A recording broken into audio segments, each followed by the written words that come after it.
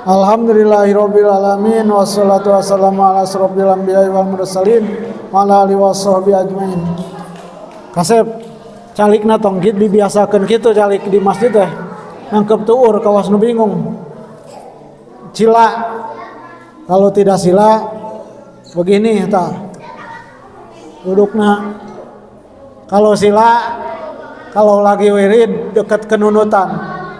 Tapi kalau sila duduk begini tidak akan nunutan kalau lagi baca Al-Quran. Tapi cangkel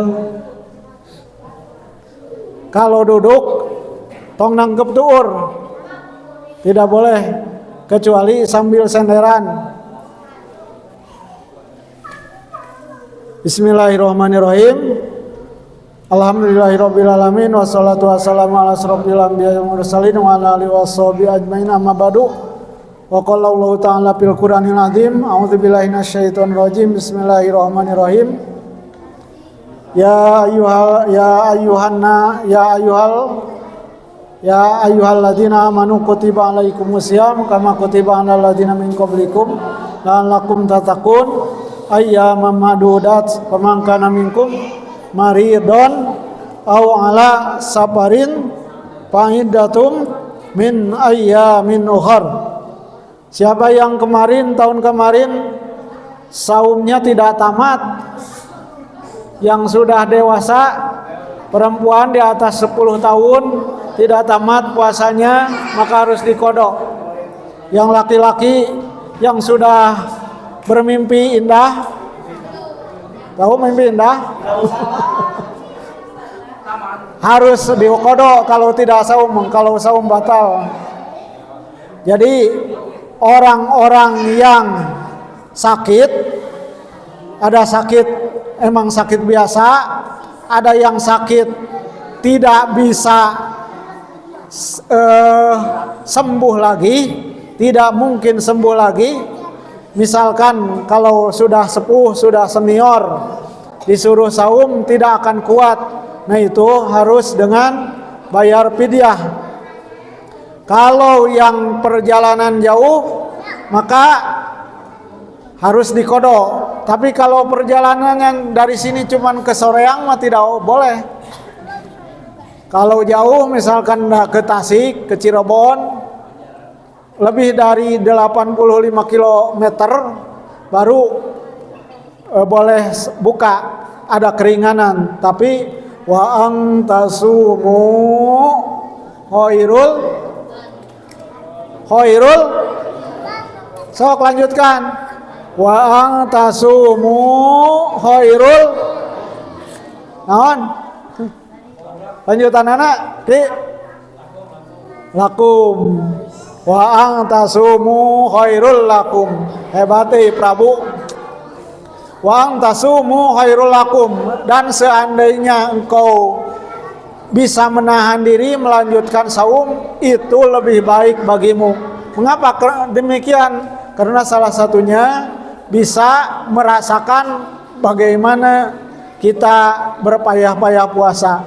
Semakin payah puasanya, misalkan yang bekerja berat memaksakan diri untuk puasa sampai kuat sampai titik terakhir, maka itu can ngalempreh macan ngagoler, misalkan can pingsan, puasa terus bekerja keras berat itu pahalanya juga luar biasa. Nah ada juga yang pekerja berat itu dijadikan alasan tidak puasa, sementara dia pekerjaannya misalkan supir nih, supir perjalanan jauh, tiap hari itu pasti perjalanannya jauh. Paling liburnya berapa? Seminggu. Nah, memang ada sempat untuk bisa mengkodok, tetapi kemungkinannya sedikit. Maka usahakan untuk puasa. Kalau pekerjaannya seperti supir, biasa jarak jauh. Kemudian tadi teh yang sapar ya. Judulnya yang sapar yang kemarin. Jadi kalau yang saparnya itu bukan ke Soreang, bukan ke Ujung Berung, bukan ke Cipadung, bukan ke Cileunyi, tetapi jarak jauh. itu pun bukan untuk maksiat. Kalau misalkan menjadi kurir narkoba mah, pertama itu jadi kurir narkobanya udah nggak jelas, haram. Terus perjalanannya juga jadi haram. Tapi misalkan kalian ingin silaturahmi, siapa yang akan mudik? Yang mudik jauh ke Jawa Tengah, Jawa Timur, ke Jakarta, Banten, atau ke Kalimantan, Sulawesi, Sumatera. Nah itu boleh. Tetapi kalau pakai pesawat nih, pesawat dari Bandung atau dari Jakarta ke Batam, dari Bandung ke Surabaya, paling juga 1 jam. Itu mah kalau tidak puasa keterlaluan. Jadi tidak capek, tanyain ke Pak Hendrawan, ke Kang Haji Deden. 1 jam mah tidak terasa. Di pesawat ada yang nawarin pramugari, maka minuman, diambil diminum. Nah itu mah secara ini mah memang boleh sapar, tetapi pikirannya tidak jalan. Karena beragama itu harus pakai pikiran juga.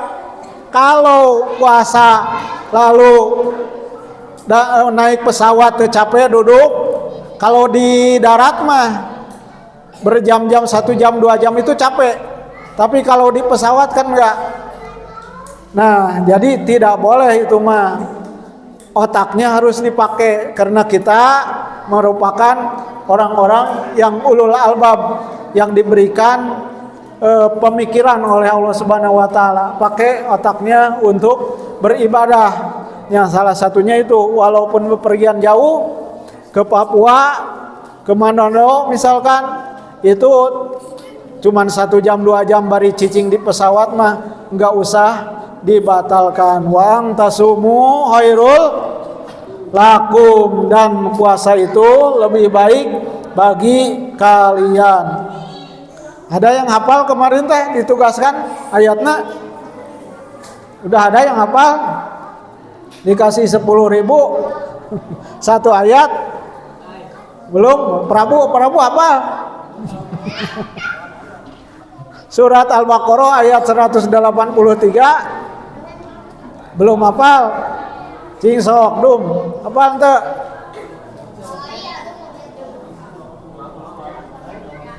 Oh.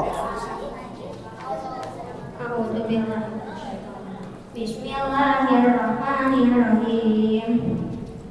Ya ayyuhalladzina amanu kutiba alaikumus syamu kama kutiba alal ladzina min qablikum la'allakum tattaqun. Bisa sama artinya enggak? Ya udah, nanti uangnya. Jadi wa antasumu khairul lakum in kuntum ta'lamun. Jadi ketika kita bepergian, usahakan kalau dekat mah tidak usah. Naik pesawat tidak usah. Ibadahnya itu memakai pikiran. Tidak hanya sekedar dijadikan alasan. Misalkan begini, ada ibadah yang misalkan seseorang punya harta nih, zakat. Dalam setahun emas misalkan ya 85 gram harus sudah haul, sudah zakat. Seseorang si A punya emas tahun 1 Januari 2004, dia punya emas 85 gram disimpan. Lalu mendekati 3 hari lagi, misalkan mendekati tanggal 1, dia jual agar tidak zakat emas. Nah itu nanti Allah juga mengkadali orang tersebut. Agar tidak zakat, maka emasnya itu dijual 10 gram misalkan, dijadikan uang, atau pokoknya mah supaya dia tidak zakat maka dikeluarkan emasnya. Nah itu tidak boleh. secara ini mah niat Allah Subhanahu wa taala itu innamal amalu biniat. Menjual emas itu karena ingin tidak mengeluarkan zakat. Begitu juga jika misalkan si Andri pergi ke Tasik bukan ya, karena sesuatu, tapi ingin ada niatnya itu agar bisa membatalkan puasa. Walaupun boleh secara hukum, tetapi itu mengkadali Allah. Nanti sama Allah Subhanahu wa taala dia juga dikadali. Jadi tidak boleh seseorang puasa cek dina Al-Qur'an perjalanan teh membolehkan batal puasa. Maka dia berangkat tanpa ada tujuan, tanpa ada apa-apa kecuali dia hanya ingin batal puasa. Nah, itu tidak